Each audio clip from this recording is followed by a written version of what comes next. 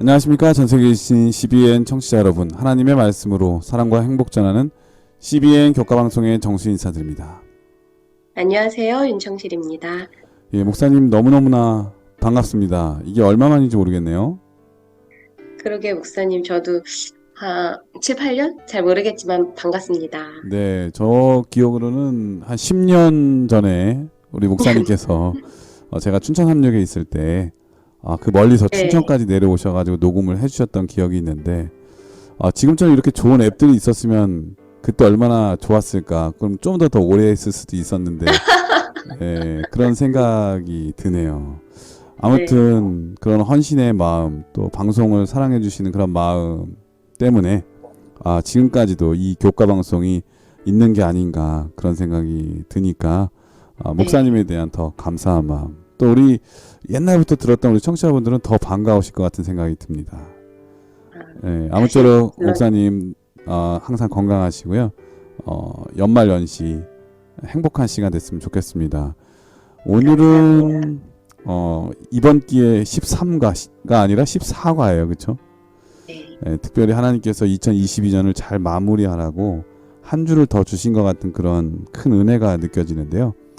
우리 목사님 윤청시 목사님도 그렇고 우리 강사분들 또 우리 모든 청취자분들도 행복하고 기쁨이 넘치는 그리고 만족이 있는 연말 연시 됐으면 정말 좋겠습니다. 아울러 새해도 복을 많이 받으시기를 간절히 축원합니다. 우리 목사님도요. 감사합니다. 예, 말씀드린 대로 오늘은 제 14과 죽음과 미래의 소망 마지막 교과 시간입니다. 제목이 모든 것이 새롭게 됨이라고 하는 제목인데요. 먼저 기억절 말씀을 읽어드리겠습니다. 보좌에 앉으신 이가 이르시되 보라 내가 만물을 새롭게 하노라 하시고 또 이르시되 이 말은 신실하고 참되니 기록하라 하시고 계시록 21장 5절 말씀이었습니다. 자, 오늘 교과의 제목이 모든 것이 새롭게 됨이라고 하는 제목인데요. 어떤 말씀일까요? 네, 이번 교과는 하나님이 우리에게 주신 복된 소망, 영광스러운 약속에 대해서 이야기해주고 있습니다. 하나님께서 우리에게 모든 것을 새롭게 하는 새 하늘과 새 땅을 약속해 주셨어요.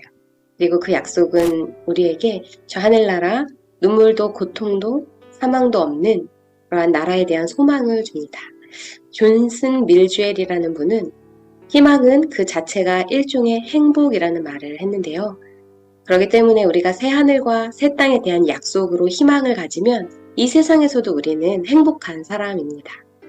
저는 얼마 전에 봉화의 광산이 무너지면서 지하 190m 갱도에 갇혔다가 살아난 그 광부의 뉴스를 접하면서 희망에 대해서 생각을 해보았었는데요.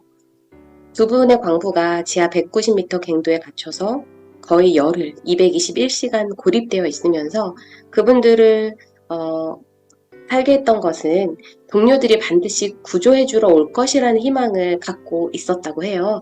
그것이 큰 힘이 됐던 것 같은데 그렇게 희망을 가질 수 있었던 건 첫 번째로 지금까지 그 사고가 나면 항상 동료들이 그 지점에 구조하러 가는 것이 그들의 전통이었기 때문에 이번에도 와줄 것이다. 라는 그런 희망을 가졌고 또 고립되어 있으면서 가끔씩 들려오는 발파라는 소리 그 소리를 들으면서 이제 구조될 것이라는 희망을 가졌다고 합니다. 근데 열흘이라는 시간이 지나면서 뭐 먹을 것도 없었지만 그나마 있던 것도 떨어지고 또 랜턴도 방전되어 불이 깜빡깜빡거리면서 그때 처음으로 두 분이 끌어안고 울었다고 해요. 불이 꺼지면 이제 더 암흑이라는 두려움이 있고 그나마 떨어지던 물방울도 못 받아먹고 그래서 그때 처음으로 우리 희망이 없어 보인다라는 말을 했는데 그 말을 내뱉자마자 두려움과 공포가 밀려왔다고 합니다. 그래서 사람이 음식 없이는 40일, 물 없이는 3일, 공기 없이는 약 8분 그러나 희망이 없다면 단 1초도 살 수 없다라는 말을 누가 하셨는데요. 희망이 절망으로 바뀌니까 1초 만에 두려움과 공포가 엄습한 거죠, 이분들한테. 네. 그런데 참 감사하게도 얼마 지나지 않아서 발파라는 소리가 들리고 구조에 성공하게 되었다고 합니다. 예, 이, 그만큼 희망이라고 하는 것은 네, 사람에게 생명을 더 유지하고 싶은 그런 의욕과 또 네, 용기를 갖게 하는 것 같아요. 맞아요. 그 희망이 있으면 그 순간을 이겨낼 수 있는 거죠. 하나님께서도 저에게 그 복된 소망을 주시고 약속을 주셨는데 그 약속은 저 새 하늘과 새 땅에 대한 약속입니다. 그리고 이 약속은 보좌에 앉으신 성부 하나님이 주신 약속인데 신실하고 참된 약속이다라고 말씀하셨어요. 그러니까 이 약속은 지어낸 이야기도 아니고 환상 속의 이야기도 아니라 확실한 약속, 믿을 만한 약속인 것입니다. 성경에 나타난 새 하늘과 새 땅에 대한 약속은 상당히 구체적으로 기록이 되어 있어요. 생명강이 흐르고 그 위에 생명나무가 있고 문은 진주문이다 이렇게 기록이 되어 있죠. 그리고 그곳에는 하나님의 우리와 함께 계시고 죽음과 눈물이 없다. 하나님의 이러한 약속으로부터 저희는 이 땅을 살면서 소망을 가질 수가 있는데요. 목사님은 하늘나라에 대해 생각하실 때 가장 기대되는 것이 있으신가요? 예, 뭐 저는 하늘나라에 갈 때에 예수님 초상화를 한번 찍어 갖고 가려고요. 네, 그래서 진짜 예수님이 이렇게 생겼나 한번 궁금하고 또 네, 예수님 만나면은 물어볼 말도 많고 또 궁금한 이야기도 많고 또 우리가 네, 잘못 예수님에 대해서 안 것도 참 많은 것 같아서 예수님과 얘기하는 게 정말 행복할 것 같은 그런 기대감이 있습니다. 아멘. 네, 이번 교과를 통해서 그러한 예수님이 우리에게 주신 복된 약속의 확실함을 깨닫고 또 우리를 위해 아름다운 하늘집을 예비하신 그 사랑에 감격하고 그 소망을 가지고 저희가 날마다 믿음으로 살아갈 수 있는 그러한 시간이 되었으면 좋겠어요. 예, 오늘은 사기의 마지막 교과인데요. 예수님 안에서 죽은 믿음의 사람들이 가질 수 있는 최고의 소망, 바로 하늘에 대한 소망의 말씀을 우리 윤청신 목사님과 함께 나눠보도록 하겠습니다. 말씀에 앞서 찬미 듣고 시작합니다. 여기는 말씀의 방송 CBN 코리아입니다.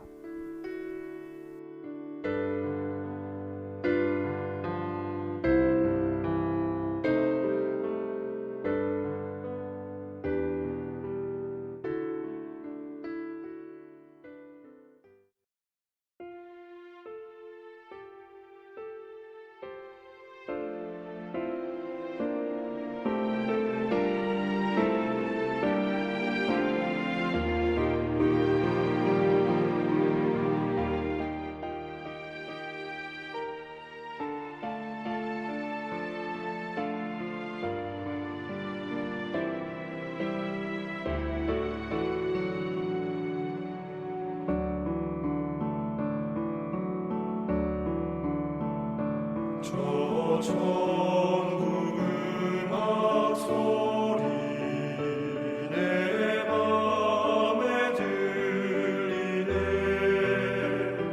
고요히 흐르는 시내와 거친 파도 소리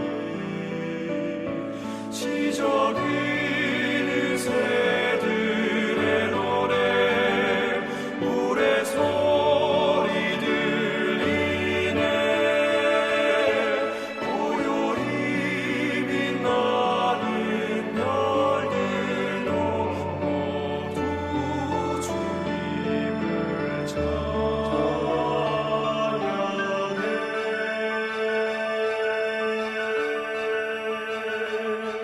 내 맘에 평안 넘치고 내 영혼 기뻐해. 나 정성 다해 주님께 찬양을 드리세. 주 하나님 사랑으로 그 아들 주셨네.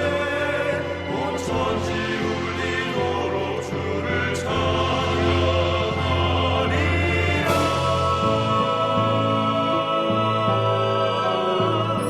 저 천국 음악 소리 내 맘에 들리네. 온 세상에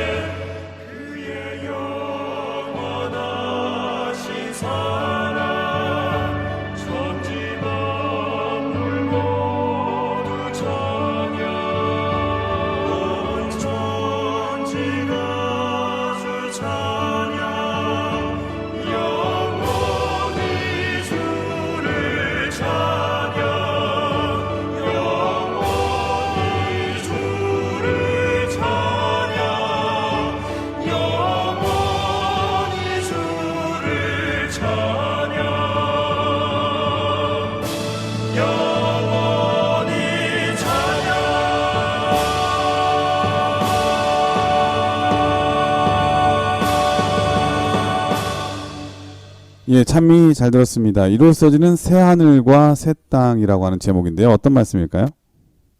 네, 새 하늘과 새 땅에 대한 구체적인 내용들이 성경에 기록되어 있고요. 그리고 예언의 신을 살피면 하늘나라에 대한 설명이 더 자세하게 기록이 되어 있습니다. 그러면 제가 몇 년 전에 하늘나라가 너무 궁금해서 이제 진주문, 생명나무, 흰옷, 면류관 등등에 대해서 성경과 예언의 신을 찾아보면서 나름 연구를 한 적이 있었는데요. 아, 꿈은 꾸시진 않았고요. 꿈은 안 꿨어요. 아, 꿈도 같이 꿨으면 더 생생했을 텐데. 네, 그렇게 알겠습니다. 그 이야기들을 살펴볼 때, 참 흥미로운 그러한 내용들이 기록이 되어 있었고, 또 하늘에서의 삶이 기대가 되더라고요. 그리고 하늘나라 연구를 하면서 우리 예수님을 더 많이 사랑하게 되고, 더 많이 감사하게 되었어요. 오늘 저희도 그 새하늘과 새 땅을 살피면서 그 기쁨을 함께 누리면 좋겠는데요. 저희는 천국의 실제를 믿죠. 그런데 그리스 철학을 믿는 사람들은 당시에 하늘나라의 실체를 부정했다고 합니다. 천국은 실제하는 곳이 아니라 그냥 영적인 세상으로 이해를 했다고 해요. 그리고 육체는 질병도 걸리고 고통에 노출되고 죄를 행하기 때문에 육체는 부정적인 것으로 보고 그래서 육체를 벗어나서 우리의 영혼이 자유롭게 되면 그게 천국이다 이런 생각을 했다고 합니다. 그래서 소크라테스도 독배를 마셨는데 그 이유는 내가 죽음으로 이 육체의 감옥을 벗어나서 영이 자유해진다. 그렇게 생각해서 기쁨으로 독배를 마신 것이라고 하는데 이들은 천국을 잘못 이해했죠. 예, 만약에 정말 그렇다면은, 죽음은 이 네, 죄의 형벌이 아닌 거예요. 그쵸. 네, 죽음에서 벗어나는 게 더 좋은 거니까. 그리고 또 영원히 자유롭게 있다면은, 우리가 지금까지 계속 공부했지만, 사단의 말은 거짓말이 아니라 진리가 되고요. 네, 정령 죽겠다고 하는 하나님의 말씀은 거짓말이 됐죠. 그렇게 네, 되면은 죄의 창시자가 바로 예수님이 돼버리고 사단이 말하고 싶은 너도 하나님이고 나도 하나님이고 모든 자가 다 하나님이 될 수 있다고 하는 하나님과 같이 되겠다고 하는 그런 주장에 대해서 신학적 기초를 놓는 게 바로 영원 불멸이죠. 그러니까 정말 네, 무시무시한 잘못된 오류적 신학인 것 같아요. 맞아요. 정말 잘못된 이해에서 나온 행동들이죠. 그런데 천국은 이제 실제로 존재하는 하늘이고요. 저희가 이번 교과에서는 새 하늘과 새 땅에 대한 약속들을 좀 찾아보도록 할게요. 이사야 65장에는 새 하늘과 새 땅에 대해서 21절에 우리가 가옥을 건축하고 그 안에 산다. 그리고 하늘나라에서 지내는 동안 우리는 포도나무도 심고 열매를 먹는다. 이렇게 되어 있어요. 그리고 25절에는 이리와 어린 양이 함께 놀고 사자가 소처럼 짚을 먹는다라고 이렇게 구체적으로 이야기를 하고 있고요. 또 각 시대의 대쟁투 675쪽에는 이렇게 기록하고 있습니다. 성경은 구원 얻은 자의 유업을 본향이라고 부른다.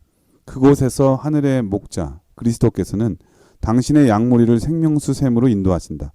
생명나무는 달마다 그 열매를 맺고 그 잎사귀는 만국을 소성하기 위하여 있다. 넓은 평원이 아름다운 언덕으로 둘러싸여 있고 하나님의 산들은 높은 봉우리를 뻗고 있다. 이 평화로운 평원에서 이 생명 강가에서 오랫동안 순례자와 방랑자로 살아온 하나님의 사랑하는 백성들은 그들이 거할 집을 발견할 것이다. 네, 저 천국은 영적인 세상이 아니라 실제로 존재하는 이러한 곳인데요.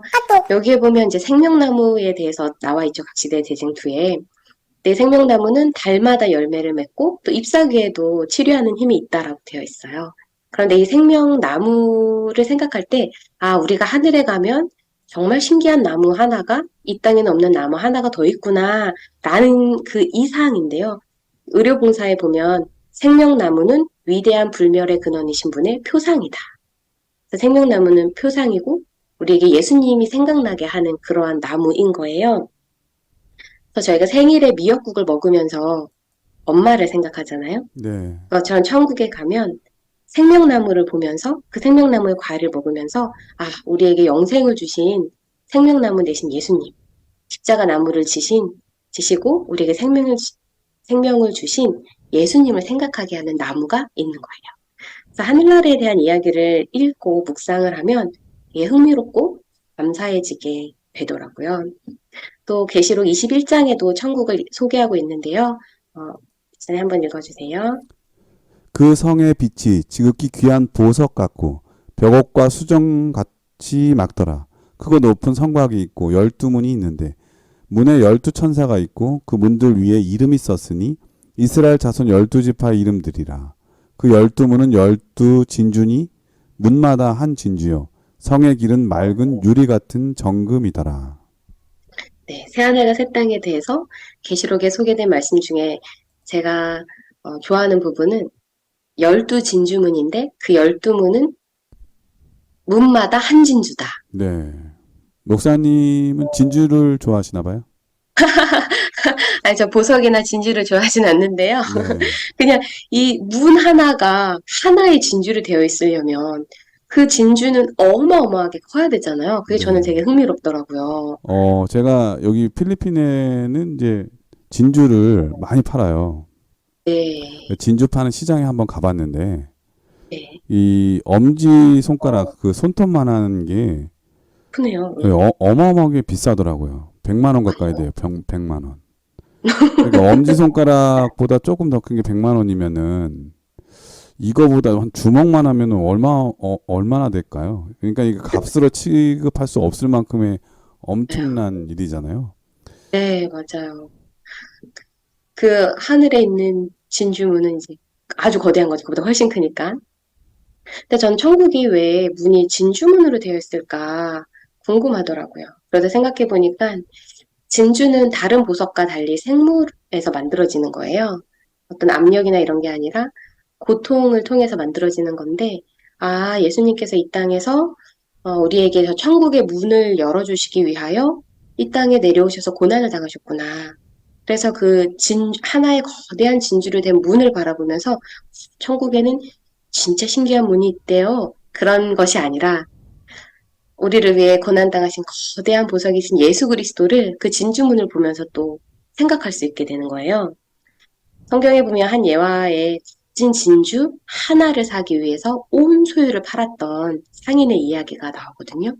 그것처럼 저희가 이 땅에 살면서 예수님을 이 세상에서 가장 값진 보석으로 보고 다른 것들은 버릴 수 있을 만큼 그 거대한 진주 하나를 소유하기 위하여 모든 것을 다 팔은 것처럼 예수님을 가장 소중하게 여기는 사람이 그 천국에 들어가서 진주문을 통과하게 되겠구나. 그런 사실을 저희가 알 수가 있습니다. 또한 산상보훈 17쪽에는 새하늘과 새 땅의 모습을 이렇게 설명을 하고 있습니다. 온유한 자에게 약속된 그 땅은 사망과 저주의 그림자로 어두워진 이 세상과 같지 않을 것이다. 그곳에는 실망도 없고 슬픔도 없고 죄도 없고 병들었다고 말할 사람도 없다. 그곳에는 장래 행렬도 없고 탄식도 없고 죽음도 없고 이별도 없고 마음 상하는 일도 없다. 단지 예수께서 거기 계시며 평화가 거기 있다. 아멘. 너무 행복한 말씀이고 감사한 약속이죠. 저 하늘에서의 삶은 이 땅에서의 삶의 모습과 전혀 같지가 않아요. 이 땅의 모습과 같지 않기 때문에 새하늘과 새 땅이고요. 이 땅이랑 같지 않은 다른 곳이기 때문에 또한 우리의 소망이라고 생각을 합니다. 그러한 천국을 하나님이 우리를 위하여 준비하고 기다리고 계시고요. 또 데리러 오셔서 우리를 데리고 가실 거예요. 정말 기쁘고 감사한 약속, 소망, 새하늘과 새 땅을 하나님께서 저희에게 주셨습니다. 예, 1월 소지는 새하늘과 새 땅이라고 하는 제목이었는데요. 하나님께서 주님과 함께 부활한 주의 자녀들을 위해서 준비한 거처가 바로 새하늘과 새 땅인데 그곳이 어떤 곳인지 우리 목사님께서 잘 설명해 주셨습니다. 그런데 설명으로는 부족하죠. 우리가 그렇죠. 가봐야 되겠죠. 그 자리에 꼭 서게 되기를 맞아요. 간절히 바라겠습니다. 네. 사실 우리의 이해력은 우리가 아는 것만큼밖에 되지가 않죠. 그렇기 때문에 하나님께서 우리에게 하늘나라를 설명해 주실 때 우리가 아는 만큼의 수준에서 얼마나 좋은 곳인지 설명하실 수밖에 없잖아요.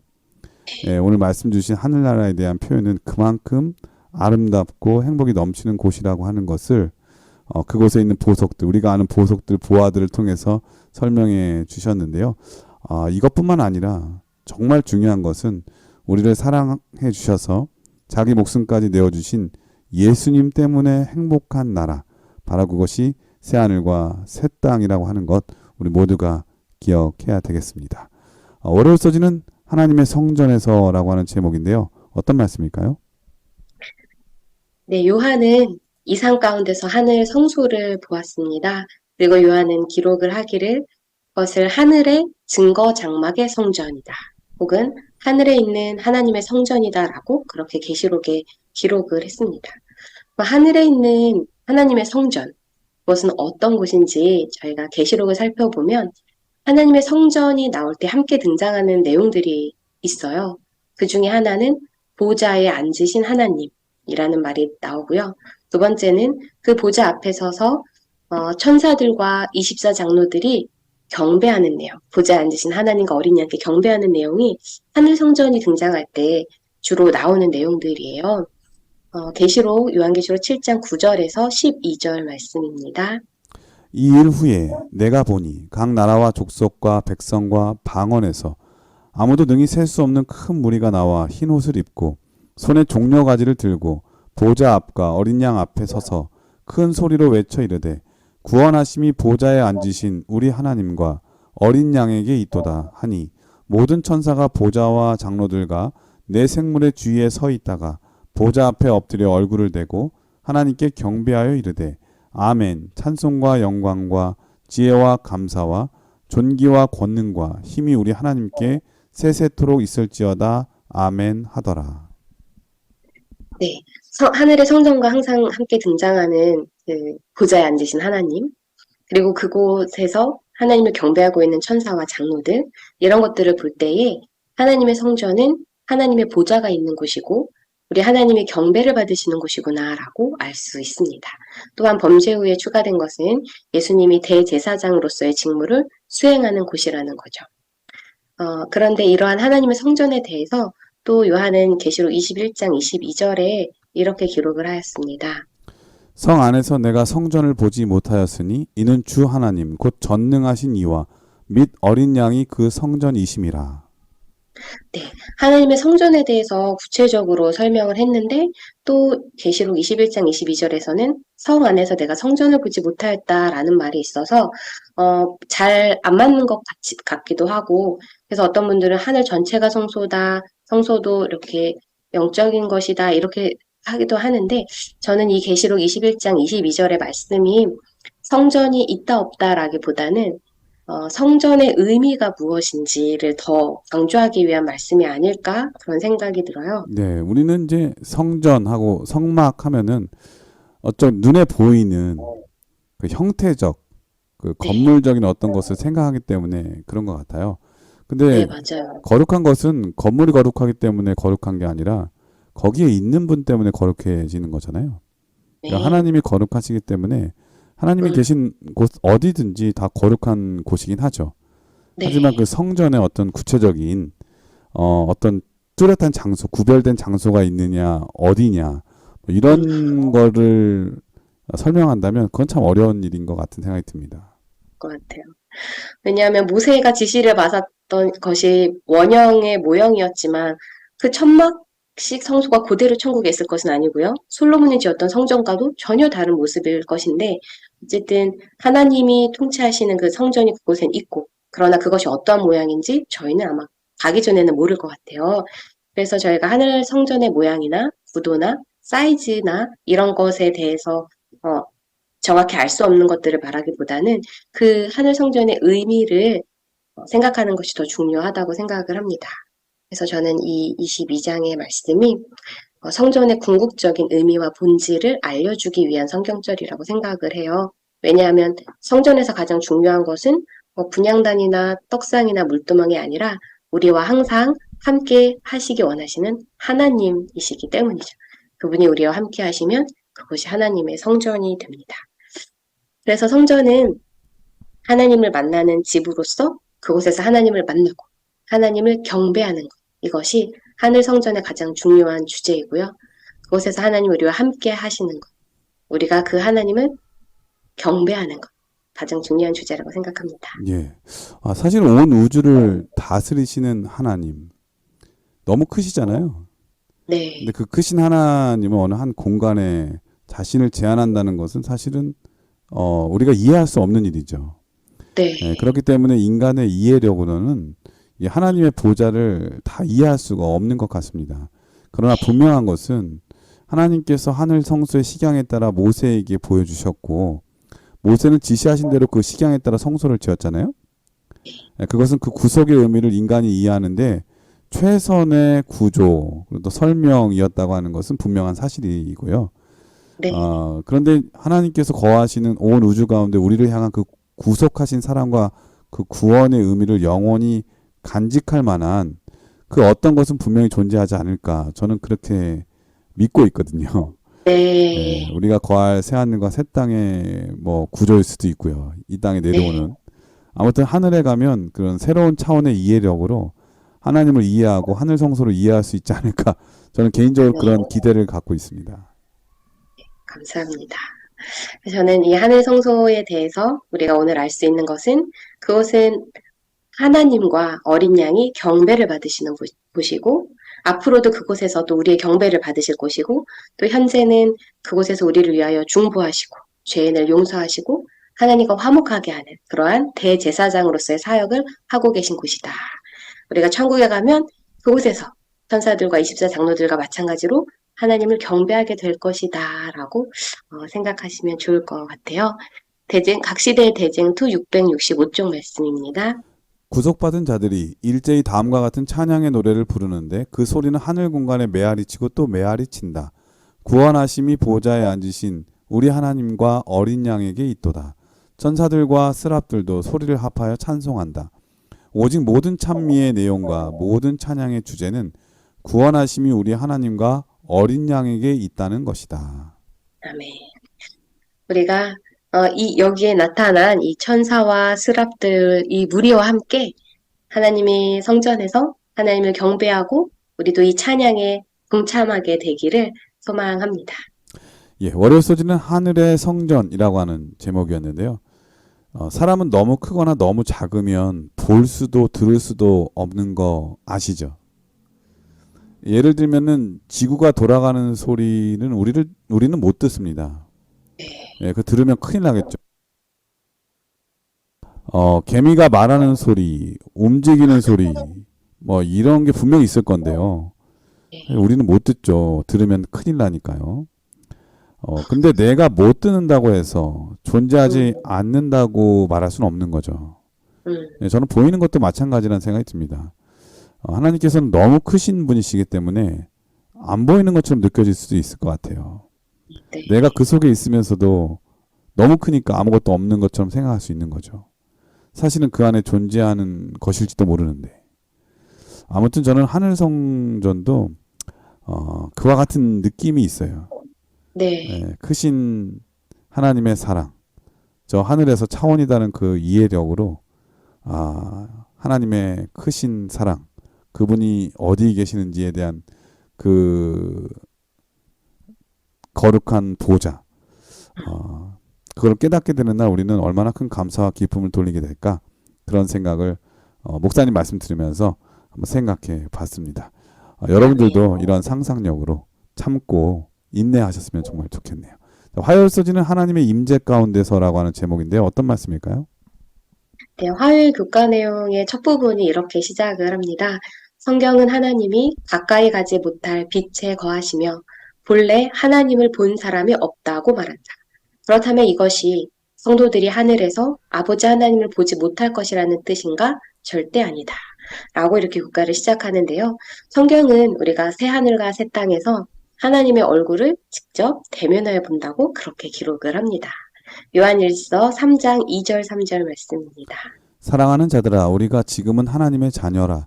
장래에 어떻게 될지는 아직 나타나지 아니하였으나 그가 나타나시면 우리가 그와 같을 줄을 아는 것은 그의 참모습 그대로 볼 것이기 때문이니 주를 향하여 이 소망을 가진 자마다 그의 깨끗하심과 같이 자기를 깨끗하게 하느니라. 네, 하나님은 항상 우리와 함께 계시지만 지금은 저희가 그분의 얼굴을 마주 보지는 못해요. 하지만 천국에 가면 제가 그분의 얼굴을 직접 볼 것이다 라고 그렇게 기록을 하고 있고요. 또한 각 시대의 대쟁투에서도 우리가 그분을 대면하여 본다 라고 그렇게 기록을 하고 있습니다. 한번 읽어주시겠어요? 우리는 하나님의 형상을 마치 거울 속에 비친 것처럼 천연계 가운데서 또한 그분께서 인류를 취급하시는 일을 통하여 바라본다. 그러나 그때에는 사이를 가로막아 놓았던 희미한 휘장 없이 하나님을 직접 대면하여 보게 될 것이다. 우리는 그분 앞에 서서 그분의 얼굴의 영광을 직접 바라볼 것이다. 네, 저희가 하나님의 얼굴을 본다, 얼굴을 대면한다라는 것은 무슨 의미가 있을까 생각을 했는데요. 네. 저희가 오랜만에 누구를 연락이 되면 우리 얼굴 한번 보자 이렇게 말하잖아요. 그러면 그 뜻은 무슨 뜻일까요? 함께 한다고 하는, 하여튼 함께 그 공동의 시간과 영역 가운데 있다고 하는 것을 인식하는 거겠죠? 네, 얼굴 한번 보자라는 것은 이제 얼굴을 보고 싶은 것이 아니라 너를 만나고 싶고 만나서 함께 시간을 보내고 싶다라는 것이죠. 그래서 천국에 가면 우리가 하나님을 얼굴을 대면해 본다라는 건 그냥 얼굴을 보는 것 그 이상의 의미. 그러니까 그분을 만나고 그분과 함께 시간을 보내고 또한 목사님이 기대하시는 것처럼 천국에 가서 알지 못했던 것들을 하나님과 이야기하면서 배우고 그런 것이라고 생각이 돼요. 네. 저는 이 보이스톡 아시죠? 카톡. 네, 네, 예. 보이스톡이 있고 또 페이스톡이 있더라고요. 거기에 보면. 예, 목소리로 들을 때하고 또 페이스톡으로 얼굴 보면서 얘기할 때하고 참 느낌이 다른 것 같아요. 네, 근데 목소리를 들으면은 목소리를 통해서 들으니까는 보이진 않지만 상상하면서 대화를 할 수 있어서 좋고요. 네, 페이스톡은 또 얼굴과 얼굴을 보면서 하니까 상대방에도 집중할 수 있어서 너무 좋거든요. 네. 어쨌든 우리의 기도가 그랬으면 좋겠다는 생각이 듭니다. 하나님의 음성을 들을 수도 있지만 우리가 기도를 통해서 주의 얼굴을 볼 수 있다면 얼마나 좋을까. 근데 성경에 보면은 마음이 청결한 자는 하나님을 볼 것이라고 그랬잖아요. 그러니까 네. 기도도 정말 깨끗한 마음으로 해야 될 것 같아요. 예, 그래야 페이스톡이 될 것 같습니다. 하나님과 페이스톡을 하는 상상을 잠깐 해봤네요. 네. 제가 하늘에 가서 우리 하나님을 만나면 얼마나 기쁠까 그것을 잠깐 상상해 본 적이 있었는데요. 제가 신학과를 다니던 시절에 삼육대에는 오야뽕이라고 기도의 동산이 있잖아요. 네. 그곳에서 제가 기도를 하고 일어났는데 제 뒤에 몇 분들이 서 계시더라고요. 근데 제가 누구를 만났냐면 누구예요? 그 삼육대의 12대 총장이신 제임스 리 목사님. 이 제임스 리 목사님이 이제 본명인 제임스고 한국 이름은 이재명인데요. 삼육대 호수 이름이 이분의 이름을 따서 지어진 거죠. 그러니까 저는 순간적으로 목사님 기도하실 때 누가 서 있었다 그래서 예수님이나 천사들인가 그런 생각을 네. 했는데 천사는 아니었고 그 네. 이재명 그 박사님이시네요. 목사님. 총장님. 그 삼육대 호수의 이름이 그분 이름 딴 거잖아요. 그렇죠? 네. 남녀가 7번을 그 호수를 오르내린다면 사랑이 이루어진다는 그 호수의 이름이 이분 이름으로 따서 한 것인데 그분이 기도 끝난 데 뒤에 있었다고요? 네. 와, 영광이네요. 네. 그래서 이분은 전 몰랐는데 1912년도에 순안에서 태어나셨더라고요. 그러니까 한국에서 태어나신 거예요. 그리고 미국에서 교육을 받고 또 한국에서 여러 분야에서 봉사를 하셨는데 우리 삼육대학교 캠퍼스의 위치를 선정할 때에 또 중요한 역할을 하셨다고 하더라고요. 이분은 2013년에 돌아가셨어요. 네. 약 10년 됐는데 제가 대학생 때는 이분이 살아계셨죠. 그래서 오약봉에서 기도하고 일어나서 뒤에 계신 몇 분들을 보고서 제가 이제 이재명 목사님을 알아봤을까요? 몰라봤을까요? 글쎄요. 알아보셨나요? 네, 알아봤어요. 왜냐하면 오, 도서관을 제가 정말 열심히 다니는 학생이었는데 도서관에 가면 이제 역대 총장님들 사진이 걸려 있었어요, 당시에. 그때 거기서 봤던 얼굴이 오약봉에 있는 거예요. 그래서 그러니까 목사님은 도서관을 열심히 다닌 학생이셨네요. 네. 그러니까 이재명 박사님을 딱 만났을 때 바로 알아보신 거겠죠. 만약에 그분을 얼굴을 본 적이 없으면 그분이 서 있어도 누군지 모르고 지나갔을 거 아니에요. 물론 시간은 흘렀지만 알아보겠더라고요. 네. 그래서 이분이 저한테 이제 누구냐고 물으시더 한국말로. 그래서 저는 이제 삼육대학교 신학학생입니다라고 얘기를 했더니 너무 반가워하시면서 저를 위해서 기도를 그 자리에서 해주셨어요. 한국말로. 오. 야, 그래서 저는 그분도 목사님 알아보셨네요. 아, 이 사람은 앞으로 훌륭한 목사님이 될 거라. 이걸 아유, 알아보셨구나. 감사합니다.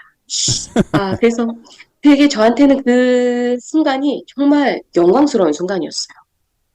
내가 도서관에서 사진으로만 보던 이분이 오야뽕에서 만나서 이분이 한국 떠난 지도 오래됐을 텐데 그 한국말로 신학생에 불과한 저를 위해 기도해 주셨다라는 게 저한테는 정말 신기하고 기쁜 어. 경험이었어요. 정말 지금 목회의 길을 걸으시면서도 그때 그 추억을, 그때 그 일을 잊지 못하시겠네요.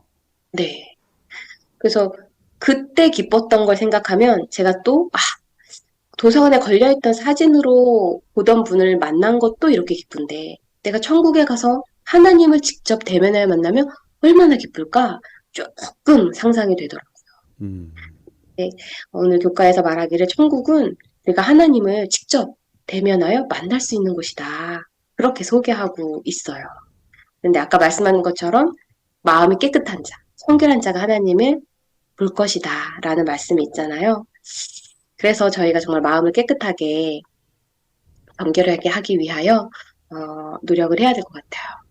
제가 예전에 수영을 배운 적도 있고 또 지금 취미가 다이빙인데 그 수영을 하기 전에 꼭 필요한 게 뭐냐면 이 수경을 쓰잖아요. 마스크를 쓰는데 네. 습기를 제거하는 일을 꼭 해야 돼요. 그렇죠. 그거 안 하면은 사물을 구별하기가 어렵잖아요. 그래서 습기를 제거하지 않고 가면 뭐 제대로 볼 수가 없어요. 뿌예요. 음, 그래서 안경 쓰는 사람도 습기를 제거하고 수영할 때도 습기를 제거하고 다이빙할 때도 그 습기를 제거해야지 내가 보는 것을 선명하고 예쁘고 아름답게 볼 수 있는 것처럼 근데 우리의 그 다이빙 할 때는 어떻게 하는지 모르겠는데 예전에 그 선명하기 위해서 그 물안경에다가 치약도 바르고 그랬거든요. 근데 스쿠버 다이빙 하시는 분들은 어떻게 하나요? 그 수경을. 치약은 안 써봤고요. 네. 저희는 습기 제거제 액체가 있는데 그걸 네. 쓰는 사람들도 있지만 대체로 침 어. 써요. 침. 아, 침으로 이렇게 닦아서 침 물에 한번 발라서. 헹궈요. 네. 침 바르면 왜냐면 그 약을 괜찮나 항상 봐요. 네? 침, 괜찮아요. 그렇구나. 네. 근데 제가 한 번은 귀찮아가지고 제거를 한 번 안 하고 들어갔더니 음, 그날 뭐 그냥 바닷속에 뿌옇더라고요. 그러니까 그래요. 우리가 그거를 깨끗하게 닦아야지만 선명한 아름다움을 볼 수 있는 것처럼 우리가 하나님을 보려면 또 항상 우리의 마음을 잘 닦아서 깨끗한 마음을 가져야 하나님을 만날 수 있는 것 같습니다. 예. 우리의 깨끗한 마음을 위해서 늘 성령의 도우심과 또 하나님의 말씀으로 우리를 살펴야 되지 않을까 그런 생각이 드네요. 화요일 소지는 하나님의 임재 가운데서라고 하는 제목이었는데요. 세상에 죄가 들어온 후에도 천연계 속에 나타난 하나님의 솜씨와 능력 그리고 우리를 향한 그 하나님의 사랑의 많은 부분이 거기에 남아 있잖아요. 저는 목사님께서 가끔 그 페북에 바닷속 풍경을 올리는 그 사진들을 보면서 얼마나 아름답고 신비로운지 감탄할 때가 정말 많이 있거든요. 네. 그런데 그것만으로는 우리가 하나님을 잘 이해하지 못할 때가 너무나 많잖아요. 그렇기 때문에 직접적인 계시인 바로 예수 그리스도를 우리에게 보내주셨고 우리는 예수님을 본 적이 없기 때문에 성경을 통해서 그분을 볼 수가 있는 거죠. 그렇게 해서 우리의 마음을 날마다 깨끗하게 닦고 또 청소하고 하다 보면은 언젠가 그분을 보게 될 날이 오게 되고요. 또 그렇게 준비하다 보면은 정말 목사님께서 이재명 총장님을 만난 것처럼 하나님을 직접 얼굴과 얼굴로 대하여 볼 날이 오지 않을까 그런 생각이 듭니다. 그날이 속히 오기를 기대하면서 믿음으로 힘차게 살아가시는 우리 모두 되기를 간절히 축원합니다. 여기서 찬미한곡 들으신 다음에 계속해서 수요일 목요일 서지를 공부하도록 하겠습니다. 여기는 말씀의 방송 CBN 코리아입니다. 우리 주님 다시 오시네 할렐루야 할렐루야 우리 주님 다시 오시네 성도 함께 맞을 준비해 맘에 다시 오시네 우리 맘에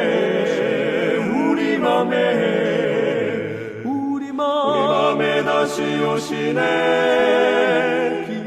기쁨으로 맞을 준비해 오 친구여 준비됐는가 예수님 맞을 오 친구여 준비됐는가 나의 믿음 준비됐는가 우리 주님 다시 오시네 할렐루야 우리 주님 다시 오시네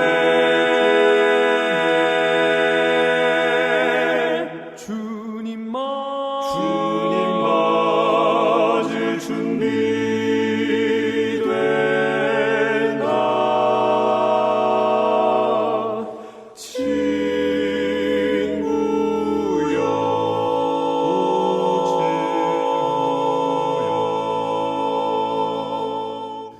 예, 수요일 소지는 다시는 사망이나 눈물이 없고라고 하는 제목인데요. 어떤 말씀일까요? 네, 저는 이 말씀을 정말 좋아하는 성경인데요. 이번 수요일 국가에서는 우리의 눈에서 눈물을 씻겨주신다는 말씀이 3번 소개되어 있어요. 이사야서와 계시록 7장과 21장인데요. 이 3개의 성경절을 선생님께서 한번 읽어주세요. 사망을 영원히 멸하실 것이라 주 여호와께서 모든 얼굴에서 눈물을 씻기시며 자기 백성의 수치를 온 천하에서 제하시리라. 여호와께서 이같이 말씀하셨느니라. 계시록 7장 17절 말씀도 읽어드리겠습니다. 이는 보좌 가운데에 계신 어린 양이 그들의 목자가 되사 생명수 샘으로 인도하시고 하나님께서 그들의 눈에서 모든 눈물을 씻어 주실 것임이라. 계시록 21장 4절에 있는 말씀도 읽어드리겠습니다. 모든 눈물을 그 눈에서 닦아주시니 다시는 사망이 없고 애통하는 것이나 곡하는 것이나 아픈 것이 다시 있지 아니하리니 처음 것들이 다 지나갔음이라라. 네, 눈물을 씻겨주신다는 말씀이 3번 소개되어 있는데요. 이번 국가에서 이건 제가 정말 묵상하기 좋아하는 성경절이에요. 그리고 하나님께서 눈물을 씻겨주신다 또는 닦아주신다 이렇게 표현이 되어 있는데 저는 가끔 목사님은 눈물이 좀 많은 편이시죠? 저는 웃음도 많고 눈물도 많아요. 아, 그렇구나. 아니, 근데 진짜 그러신 것 같아요. 웃을 때는 정말 명랑하고 시원하고요. 눈물을 흘리실 때 보면은, 그 모습이 아름다울 때가 있어요. 네. 그 여인의 눈물은 진짜 보석 중에 보석인 것 같아요. 네. 네. 아, 근데 저는 네. 그런 말 있잖아요. 눈물은 인간이 만들 수 있는 최고의 보석이라는 말이 있는데요.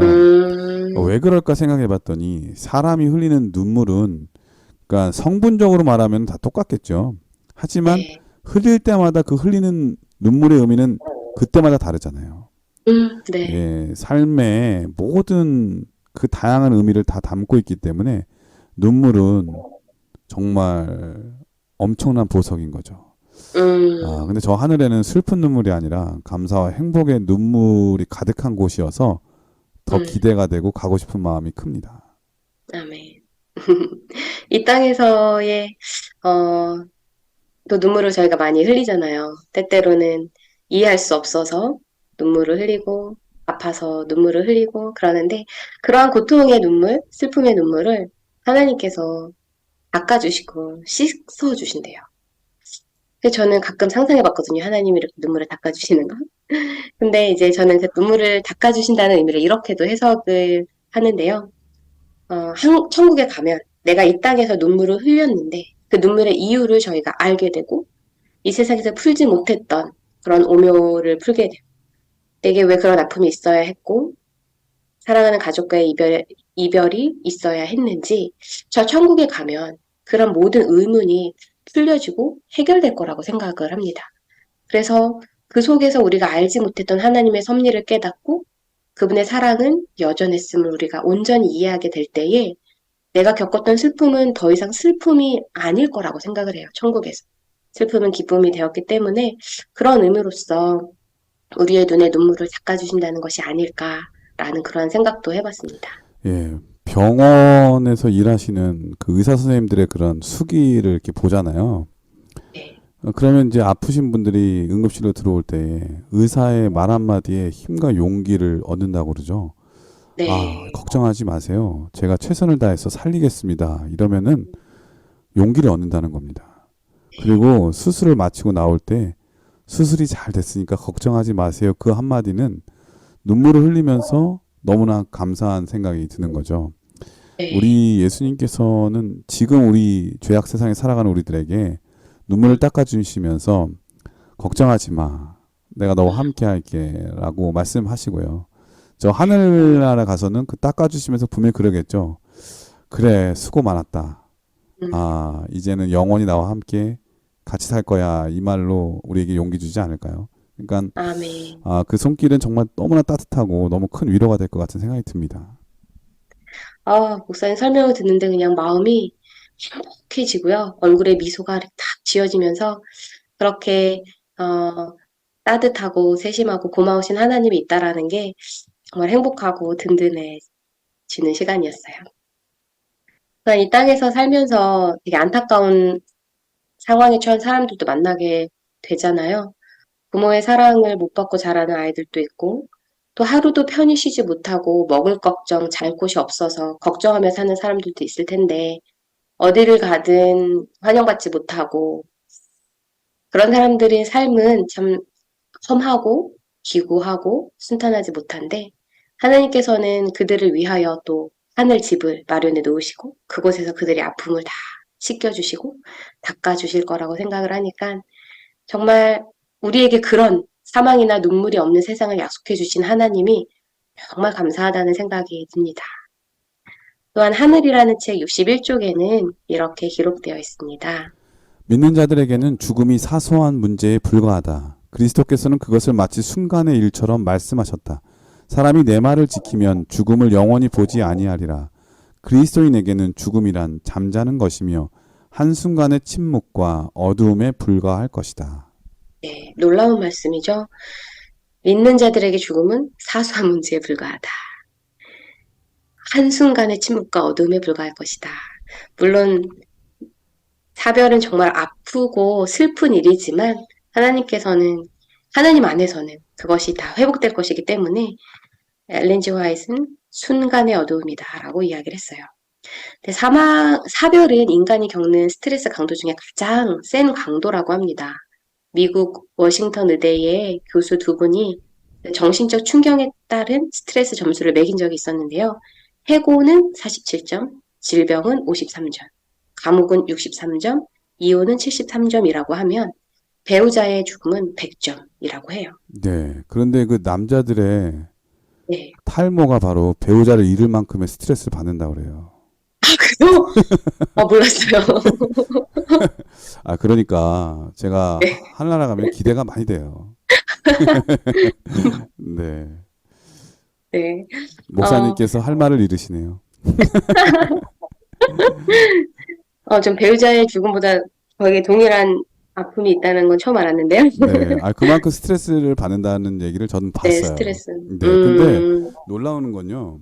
네, 남자들의 탈모보다 여성들의 탈모가 더 큰 스트레스를 받는데요. 음, 네. 이해가 됩니다. 예. 어쨌든, 여성으로 가니까 이해가 되네. 아, 근데 어쨌든 저는 목사님 말씀 들으면서 예수님은 정말 제일 좋은 의사 선생님이시다. 예, 네, 의사는 아무리 유능해도 죽은 자를 살릴 수는 없거든요. 근데 맞아요. 우리 예수님은 그 어떤 질병에 놓여 있다 할지라도 심지어 그 질병으로 죽었다 할지라도 지금 말씀하신 음, 것처럼 그 죽음은 예수님께 문제가 아니잖아요. 순간적으로 다 맞아요. 해결할 수 있는 놀라운 음, 의사 선생님. 우리의 마음까지 치료하시는 의사 선생님이 우리 곁에 있다고 하는 것에 큰 음, 용기와 위로가 되네요. 맞습니다. 저에게 어떠한 스트레스가 있든지 간에 하늘에 소망을 두고 사는 영적인 존재라면 우리가 하나님을 만나고 또 고통이 없고 사망이 없고 또 우리의 눈에서 눈물을 씻겨주실 저 하늘을 소망할 수 있어서 저에게 정말 큰 위로가 됩니다. 각시대 대쟁 투 644쪽 말씀입니다. 주님께서는 의인들의 무덤을 보시고 당신의 손을 하늘을 향하여 드시고 깨어라, 깨어라, 깨어라. 티끌 가운데서 자는 자여 일어나라고 외치신다. 이 땅의 어느 곳에서나 죽은 자들이 그 음성을 듣게 될 것이며 그 음성을 듣는 자는 살아날 것이다. 이때에 온 세상은 모든 나라와 족속과 방언과 백성 중에서 부활한 큰 무리로 소음이 일어날 것이다. 그들은 사망의 감옥에서 나와 불멸의 영광을 입고 사망아 너의 이기는 것이 어디 있느냐 사망아 너의 쏘는 것이 어디 있느냐고 외친다. 저는 이 말씀 정말 좋아하거든요. 특히 교회에서 장례가 날 때. 우리가 무덤에 들어가지만 무덤 속에서 예수님의 음성을 듣게 될 것이고 그 음성을 들으면 우리는 깨어나는 거죠. 그리고 사망아 너가 무엇을 할 수 있겠니? 라고 외치는 거죠. 왜냐하면 사망을 권세를 이기신 예수님이 계시기 때문에. 근데 저는 저 하늘에서 사망도 없고 고통도 없고 눈물을 씻겨주시는 이 하늘나라가 정말 큰 위로가 돼요. 목사님은 혹시 이 다시는 눈물이 없는 세상에서 꼭 만나고 싶으신 분이 있으신가요? 저는 제가 아는 모든 사람들 다 만나고 싶어요. 그래서 축하해주고 싶고요. 저도 축하받고 싶은 마음이 큽니다. 네, 너무 좋을 것 같아요. 서로 축하하는 거. 우리 하나님께서 이 땅의 모든 슬픔과 눈물을 치료해 주시는 그 하늘을 살게 하실 것이기 때문에 그것으로 저희가 위로를 얻고 또한 감사를 드리게 됩니다. 예, 수요일 서지는 다시 사망이나 눈물이 없고라고 하는 제목이었는데요. 지금 우리 이 땅에서 아프고 질병이 많고 또 사고가 많은 이때에 한 번 죽는 것은 정한 이치잖아요. 그런데 그 잠든 그 주께서 준비한 밀실에 잠깐 쉬었다가 다시 네. 일어날 때에는 우리가 변화되어서 그곳에는 다시 사망이나 눈물이 없는 주님과 행복을 그 시간을 같이 보낼 수 있다고 하는 기대감이 있다는 게 너무나 좋은 것 같습니다. 그런데 영원 불멸을 믿는 분들이 주장하는 것처럼 영원 지옥이 있다면 내가 아는 분들이 혹여나 그곳에서 고통당하고 죽지도 못하고 그런 힘든 일을 경험하는 것을 보게 된다면 얼마나 마음이 아프고 속상할까요? 하늘은 아픈 과거와 슬픈 일들은 다 지나가 버리고 사라져 버리는 곳이죠. 네. 그리고 새로운 기쁨과 행복으로 가득 채워지는 곳이 바로 하늘나라입니다. 그 하늘나라를 또 그 하늘을 결코 놓치지 않는 우리 모두가 되기를 간절히 소망합니다. 자, 목요일 소지는 하나님의 이름이 그들의 이마에 있음이라고 하는 제목인데요. 어떤 말씀일까요? 네, 성경에는 하나님의 하나님의 이름이 우리 이마에 기록된다는 말씀이 여러 번 나오는데요. 이 하나님의 인과 하나님의 이름은 같다고 보시면 됩니다. 네, 계시록 저는 그 말씀 참 좋아요. 이마에 새긴다는 말. 음, 제가 이마가 넓어서 하나님께서 새기기가 좋으실 것 같아요. 크게 써 있겠네요. 하나님의 네, 이름이. 제 이름이 제일 클 것 같은 느낌이 드는데, 네. 부러운 건 처음이네요. 그동안 저를 안 부러워하셨군요. 아니, 목사님, 머리. 네, 머리를, 네. 네, 이마를 부러워하신다. 네, 네, 처음이에요. 감사합니다. 네.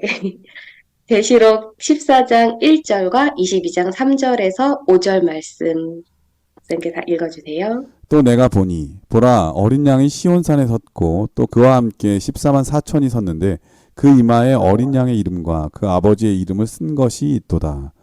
다시 저주가 없으며 하나님과 그 어린 양의 보좌가 그 가운데 있으리니 그의 종들이 그를 섬기며 그의 얼굴을 볼 터이요 그의 이름도 그들의 이마에 있으리라. 다시 밤이 없겠고 등불과 햇볕이 쓸데없으니 이는 주 하나님이 그들에게 빛이심이라. 그들이 세세토록 왕 노릇하리로다. 네, 우리 이마에 기록되어지는 하나님의 이름, 하나님의 이것은 어떤 의미가 있을까요? 두 가지를 생각해 볼 수 있는데요. 첫 번째로는 구원의 표시입니다. 하나님의 이름이 우리 이마에 기록되었다는 것은 구원받은 하나님의 자녀라는 뜻. 다른 말로 하면 하나님의 소유라는 표시입니다. 죄사함을 받고 예수 그리스도를 믿었으니 천국에 살 자격이 있다라는 그러한 구원의 표시가 우리 이마에 새겨진 하나님의 이름입니다. 저는 성경에 있는 말씀 중에서 원복음이라고 하죠. 구속의 계획이 선포된 창세기 3장 15절의 말씀을 정말 좋아하는데요.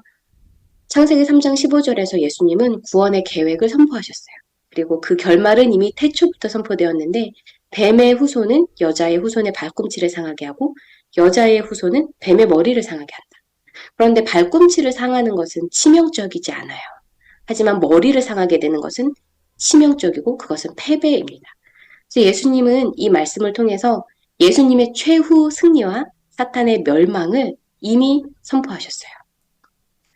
그렇게 하나님은 하나님을 믿는 사람들에게 구원의 투구를 씌워주셨고요. 그렇기 때문에 우리에게는 확실한 구원, 최후 승리가 보장되어 있습니다. 사탄은 예수님의 하나님의 그 구속의 경륜을 결코 좌절시킬 수 없어요. 그렇기 때문에 사망은 우리를 이길 수 없고요. 우리는 최후 승리를 얻고 머리를 상하게 되는 건 사탄이 될 것입니다. 나는 부활이요 생명이니 나를 믿는 자는 죽어도 살겠고 라고 말씀하신 예수님 우리가 믿고 또 내가 곧 길이요 진리요 생명이니 라고 말씀하신 예수님을 저희가 사랑하면서 살아간다면 마지막 날에 우리를 다시 살리는 것이 우리 예수님의 기쁨이고 그분의 뜻이거든요. 그렇기 때문에 복음을 믿고 받아들이는 자들의 이마에 나의 자녀다, 나의 백성이다, 구원받은 자다 라는 그러한 표시로 하나님의 이름이 우리의 이마에 새겨진다라는 것은 정말로 감격스러운 일이라고 생각이 듭니다. 두 번째로 하나님의 이름이 우리 이마에 있다는 것은 충성의 표시입니다. 예수님께 순종하는 사람들에게 주어지는 건데요. 계시록 14장 4절에 보면 어린 양이 어디로 인도하든지 따라가는 자며라고 되어 있어요. 그리고 사도행적 591쪽과 청지기에게 보내는 기별 46쪽에 있는 말씀은 목사님께서 읽어주세요. 그들은 마음과 뜻을 다하여 하나님을 섬겼으므로 이제 하나님께서는 그 이마에 당신의 이름을 두실 수 있으시다. 하나님의 이름이 그대의 이마에 기록되지 않는 한 거기 기록되므로 하나님이 그대의 생각의 중심이 되지 않는 한 빛의 세계에서 상속을 받지 못할 것이다. 네, 하나님의 이름이 이마에 있는 사람들의 특징은 첫 번째로는 어린 양이 어디로 인도하든지 따라간다. 두 번째는 마음과 뜻을 다하여 하나님을 섬겼다. 세 번째는 하나님이 우리의 생각의 중심이 된다. 라고 말하고 있어요. 따라서 우리 이마에 하나님의 이름이 기록된다는 것은 첫 번째로는 믿음으로 구원을 확실함을 얻었다라는 것이고요. 두 번째로는 전심으로 우리가 하나님을 경배하고 순종하는 충실한 백성이 되어서 하늘의 기쁨을 누린다라는 의미입니다. 하나님의 이름이 우리 이마에 새겨진다는 건 정말 감격스러운 일이에요. 내가 그분의 자녀라는 거고 내가 그분께 충성했다라는 표시거든요. 우리 모두 이마에 하나님의 인을 받으면 좋겠습니다. 예, 목요일 서지는 하나님의 이름이 그들의 이마에 있음이라고 하는 제목이었는데요. 이것은 하나님의 이름이 진짜 이마에 새기고 다니는 그런 사람들만 구원을 얻는다는 뜻이 아니라 그분의 이름이 우리의 가장 중요한 마음의 중심에 두고 그분을 의식하며 살아가는 사람을 뜻하는 것이겠죠. 이마와 머리는 생각하는 신체 기관이지 않습니까? 이것이 망가지면 아무리 다른 곳이 멀쩡하고 정상이어도 마음대로 움직일 수가 없죠. 그러므로 우리의 모든 삶의 중심을 하나님께 두고 사는 사람, 바로 그 사람이야말로 하나님의 구원에 합당한 자가 된다고 하는 것을 우리 목사님을 통해서 배울 수가 있었습니다. 목사님께서 오늘 교과를 간략하게 정리해 주시고 기도하고 마치도록 하겠습니다. 네, 하나님께서 주신 신실하고 참된 약속, 확실하고 영광스러운 약속이 있기 때문에 저희는 새 하늘과 새 땅의 약속을 믿음으로 이 땅에서 우리의 삶을 희망적이고 행복하게 살아갈 수 있습니다. 또한 예수님이 우리를 위해 십자가를 지셨고 구원을 보증해 주셨기 때문에 우리는 그분의 인도를 따라가고 우리 마음의 중심에 예수님을 모시고 이 땅을 살다가 저 천국에 가면 그분의 얼굴을 대면하여 보고 영원히 함께 하게 될 것입니다. 저는 천국에서의 사는 영원한 삶이 매일매일 흥미롭고 재미있을 거라고 생각이 들어요. 예수님한테 구원의 진리를 계속해서 배우고 또 우주여행을 다니고 전 영원을 살아도 하늘은 너무나 흥미로운 나라일 거라고 생각이 되고 우리가 깨달을 수 있는 영적인 기쁨이 매일매일 계속될 것이라고 생각이 되는데요. 이 복된 소망, 영광스러운 약속에 우리 모두 참여하면 좋겠습니다. 하늘에서 반갑게 만나면 좋겠습니다. 예, 지난 4기는 죽음과 미래의 소망을 공부했는데요. 오늘 말씀을 통해서 정말 변할 수 없는 소망, 영원한 소망을 우리에게 주신 하나님께 감사를 하게 됩니다. 저는 우리 하나님이 되게 재밌는 분이라고 전 생각이 듭니다. 어디를 보면 알 수 있는가 하면 동물들 보면 알 수 있어요. 코끼리, 돼지, 원숭이 그런 짐승들 보면은 너무너무나 특이하고 재미있잖아요. 근데 맞아요. 그뿐만이 아니라 그 과일들을 보세요. 두리안 같은 과일 보세요. 아, 나는 이게 과일인지 생각도 못했어요. 뾰정뾰정한 폭탄같이 생겼는데, 그죠? 그것을 네. 가르면 그렇게 영양가가 많은 달콤한 과일이 나오고요.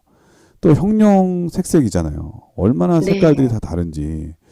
하나님께서는 정말 재미있고 또 즐거운 명랑 그리고 행복한 일들이 정말 많을 거라는 생각이 듭니다.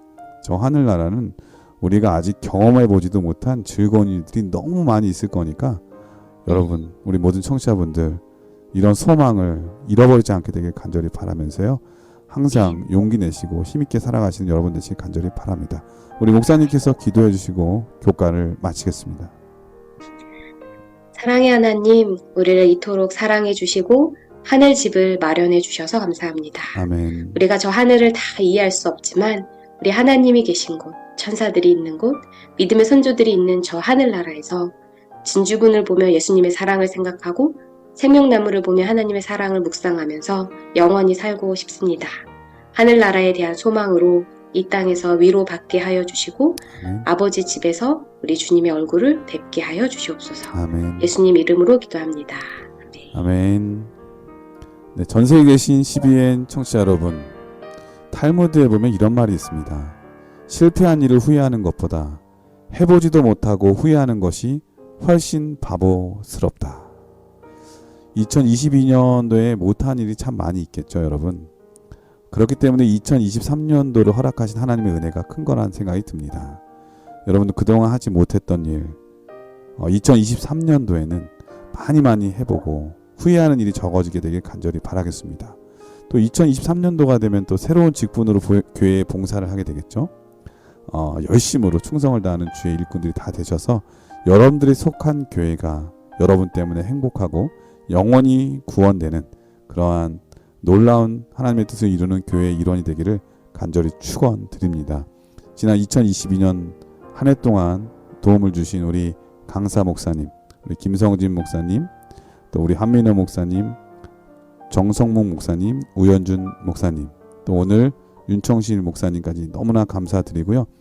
유튜브를 통해서 우리 청취할 수 있도록 보이지 않는 곳에서 도움 주신 우리 김영주 목사님 너무너무나 감사를 드립니다. 그리고 또 새해를 또 열심히 방송할 수 있도록 저희들에게 1만 원의 행복 캠페인에 참여해 주신 우리 모든 전파 선교사님들 진심으로 감사를 드리고요. 마지막으로 늘 잊지 않고 저희 방송을 청취해 주신 모든 청취자분들께 진심으로 감사 인사를 드립니다. 행복한 연말 되시고 또 새해 복 많이 받으시기를 간절히 축원드리면서 저희는 다음 주에 김성진 목사님과 함께 새로운 2023년도의 첫 끼의 말씀을 가지고 찾아뵙도록 하겠습니다. 건강하시고요. 안녕히 계십시오. 안녕히 계세요.